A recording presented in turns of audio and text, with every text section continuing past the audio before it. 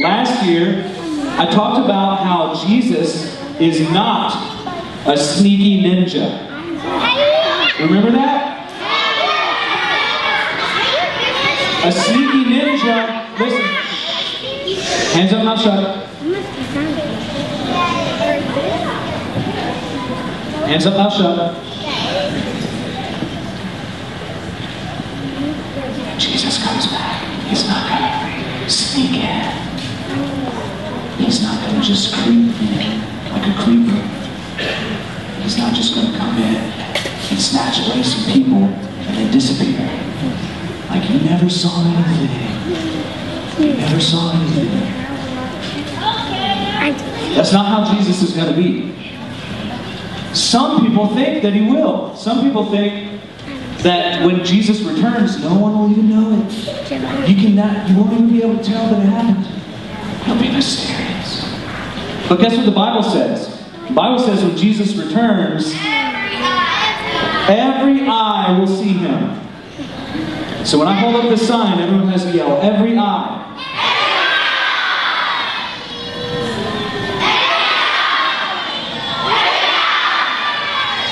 When Jesus comes back, are half the people going to see him? I'll talk about ice cream in a second. Listen, when Jesus comes back, are 3/4 of the people going to see him? How many people are going to see him? Every person will see him. Every eye. Somehow, everyone's going to see him. The Bible doesn't explain exactly how. If Jesus goes around the world a bunch of times where everyone can spot him, or if somehow they see him supernaturally, but everyone will know that he's coming. And Jesus said there will be signs of his return. Everyone say signs. When you begin to hear the ice cream truck on a summer day, you hear that music playing, and your ears perk up. You're like, huh? Doth my ears deceive me? Ice cream approacheth. Maybe you're doing something else. Maybe you're in some intense game or something, and all of a sudden, oh, ice cream. Something perks up, your radar goes off like, and you're like, uh-oh. Something starts to react, like your hand starts to twitch. Man, you start to get alert. Was that the ice cream truck? And then you realize it's just your neighbor that listens to weird music and his windows are rolled down. And he's driving past, you're like, that's not an ice cream truck. False alarm, you go back to what you're doing. All of a sudden, and all of a sudden you hear it for real. You know it's for real. Like, it's the ice cream man. You start to get ready. You realize, you think he's in the other neighborhood. And you look between the houses, and you can kind of see between the houses sometimes, you know? In the summer, all the trees are in the way, but you look, and then you see a flash of white between branches. Was that the ice cream truck? I think it was. And then you hear it down the road, and you're like, it's in my neighborhood, it's coming. It's coming, the ice cream truck. You run inside and grab the piggy bank, and you smash it with a hammer, not really. And then you grab all the change, and you run outside, please take my money, please take my money. Because you want the ice cream. You run to greet the ice cream man in the street. But you don't run in the street. That's bad. You'll get hit. But you wait for the ice cream truck to come. And you run to greet him at the end of your driveway. I have money. I want ice cream. How many of you ever... Who's gonna go? How many of you have ever done that? Ice cream.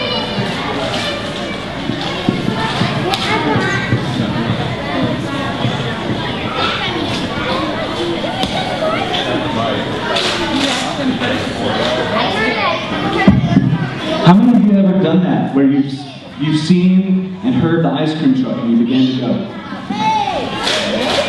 Raise your hand. Good. Listen, shh, raise your hand.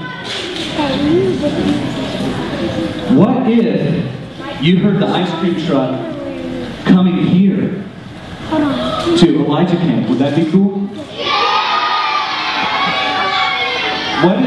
What if you began to hear the music? Would your eyes perk up? Like, Hey, would you get that look in your eyes like, hey, I'm excited? It's like when you grab the leash and the dog knows you're about to take it on a walk. It's like, yeah, I want to go on a walk. Yeah, I would love to go on a walk. When Jesus returns, we are going to be like that. It's not something to dread. It's not something to worry about. It's not something to be scared of. We can anticipate. What's that word anticipate mean? Raise your hand. Raise your hand. Nobody knows? In the back. What's it mean? To expect. What else? Raise your hand. Anticipate.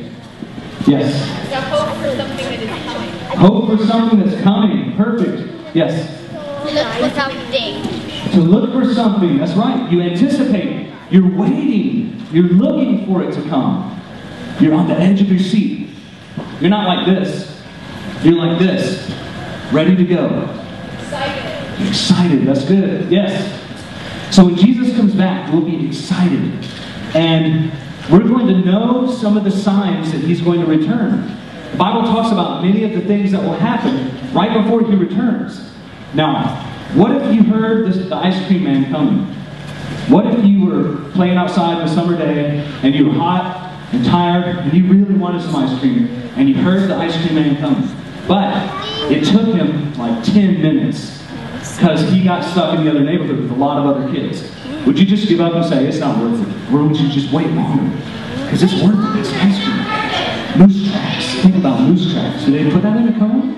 I don't know what that would mean. What if, while you're waiting, you see the ice cream truck at the end of the street? It's coming up your road. It's going to get to your house in a minute. But then a bully comes out. He's like, give me all your money. I'm a bully. He's like this tall. But he's bigger than you. And he's like, I'm going to fight you because I'm going in facial hair now. But what if a bully came out and he's like trying to mess with you? You just endure patiently. And you say, I'm gonna endure this situation because I want that ice cream truck. This ice cream truck's like right there. You're like, bully, get out of my way. You just step around. You just step aside like this. You just go around because you don't care about the bullies. You want that ice cream truck. In the end times, right before Jesus comes back, there's going to be a big bully called the Antichrist. And he's going to come up. But Jesus is like waiting on ice cream because he's a treat. He's better than ice cream. Y'all know that, right? Ice cream's pretty lame compared to Jesus. No! Yeah, Jesus is infinitely better. I love ice cream. Like, you know what infinitely means?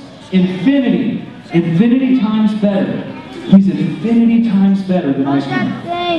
And we wait on Him because He's our treat. He's our treasure. Shh, hands up, hush up.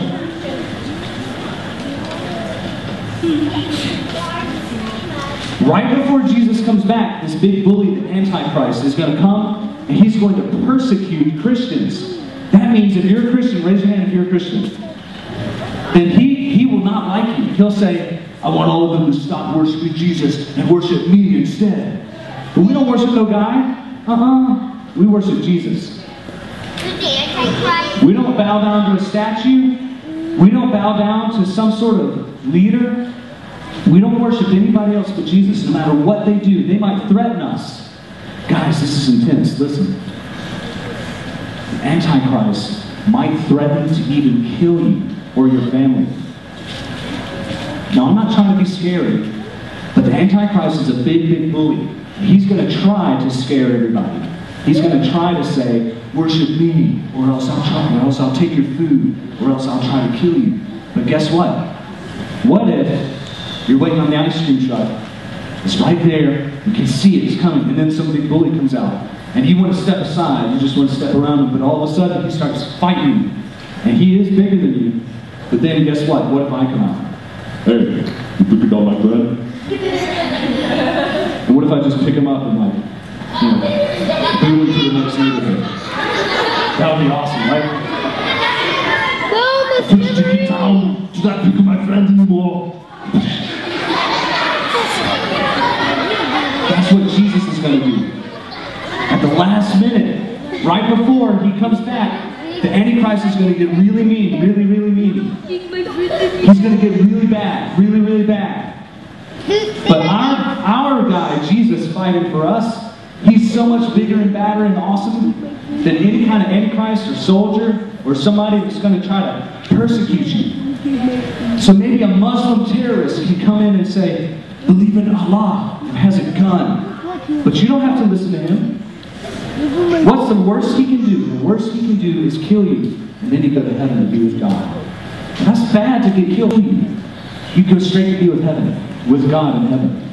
That's the worst thing anybody could ever do to you. But guess what? God will protect you. In many, many circumstances, God will help you. Now here's what's going to happen. During the end times, there are 21 events. Everyone say 21. So 3.5 years are going to happen, and during that time, 21 things will happen. And during that time, it's going to get really hard. Times will be hard. The Antichrist will try to hurt people.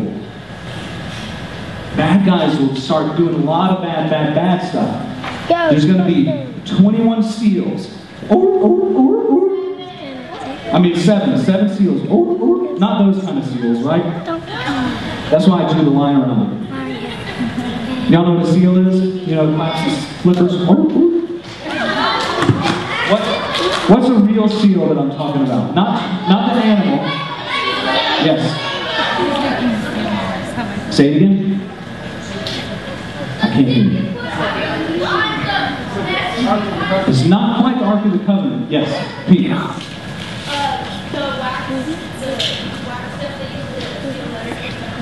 Yeah, did y'all hear her? She said the wax seal that you put on a letter. So in heaven there's a gigantic scroll. Well, I don't know, maybe it's like this. However big it is, it's big, probably big. But it's big enough to have 7 seals on it. And those 7 seals, one at a time, Jesus is going to open them up. And this is hard wax. It's like been sealed shut, you know? So it's like tight on there. And he's going to rip it open. And it'll pop open. Every time he pops open a seal, at first, when he opens up this scroll, the first things that happen